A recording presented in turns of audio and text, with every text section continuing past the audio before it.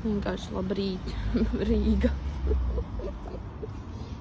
Labrīt, Rīgā.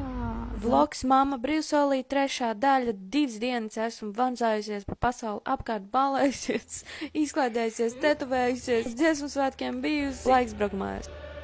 Mantiņas ir mugurā.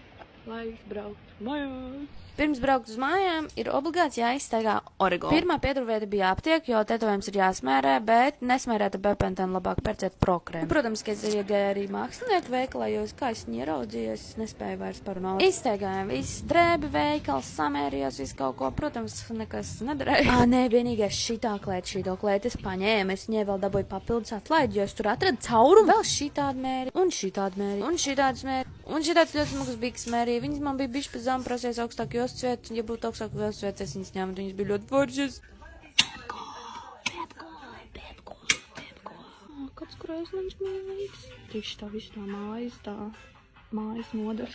Īsāk sakot, 3. diena vienkārši bija vazāšanās pa veikalu līdz sagaidīt savu autobusu. Te es biju atkal uz humpišiem aizgājusi, atrastu šitādu ļoti smuku džīnsu jācenīt, tādu vintage, bet viņa bija baigi dārgā priekš tā, kā viņa izskatījās. Ja viņa būtu lētāk, es viņu būtu ņēmusi. Ļoti smuki iekarūkošies vārciņi, bet man viņa bija pa mazu. Tad mēs izgājām cauri Stokmanam un brīnījāmies par dargo ūdeni. Manā 115 eiro jēziņi. No aizberga pie Tas ir normāli. Tad nonācām jau Maksimā, ceļā našķīši, un šaku reku bija pienācis laiks jau atvadīties. Mamma brīvsolī vloga beigas. Viss.